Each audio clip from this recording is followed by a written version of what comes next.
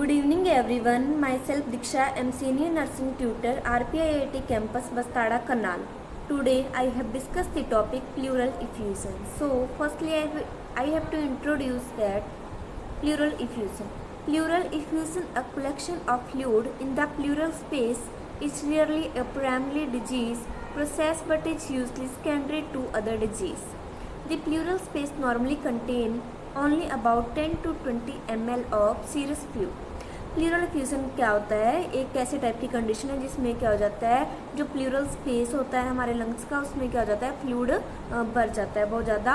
और ये रेयरली होता है कि प्राइमरी डिजीज़ होए, बट इसकी प्रोग्रेस हो जाती है जब ये सेकेंडरी डिजीज़ में कन्वर्ट हो जाता है। और जो नॉर्मल प्लूरल स्पेस होता है ह्यूमन स्किन का, वो 10 to 20 ml होता है सीरियस फ्लूइड के लिए, उतना ही फिल होना चाहिए। उससे अबव हो गया तो क्या हो जाता है, pleural effusion. Then pleural fluid normally seeps continuously into the pleural space from the capillary lining the parietal pleura and it reabsorbed by the visceral pleural capillaries and lymphatic system।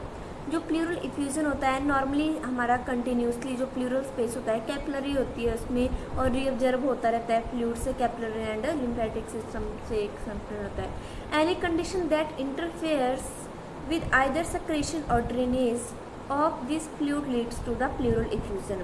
अगर कोई ऐसी कंडीशन अराइज हो जाती है जैसे secretion हो रही है या ड्रेनेज हो रहा है फ्लूइड, तो उसको क्या काम बोलेंगे हम कि प्लूरल इफ्यूजन। जो भी जो फ्लूइड है उसमें वो क्या है, लीक लग गया उन्हें, वो स्क्रीशन है, वो drainage. Then definition of the pleural effusion. Pleural effusion is a collection of abnormal amount of fluid in the pleural space.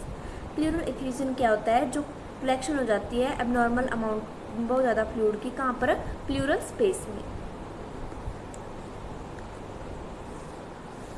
Then आ जाता है classification of the pleural effusion. तो 2 टाइप की क्लासिफिकेशन होती है प्लूरल इफ्यूजन की।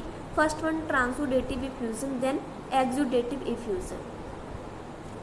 सो I have discuss about the first one, transudative effusion. Transudative effusion also known as the hydrothorax occur primarily in non-inflammatory condition, is an accumulation of low protein, low cell count fluid।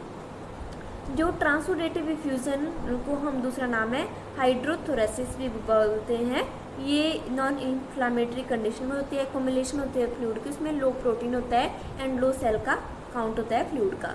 Then causes of the transudative effusion, कौन कौन से causes हैं जो ट्रांसुडेटिव infusion को होने में, disease को होने में मदद करते हैं। जैसे increase hydrostatic pressure found in the heart failure, increase हो सकता है हाइड्रोस्टेटिक प्रेशर जिसकी वजह से हार्ट फेलियर भी पेशेंटों के या उनको भी ये सिम्टम हो सकता है। Most common cause in the pleural effusion, heart वाले पेशेंट को मोस्ट कॉमन होता है।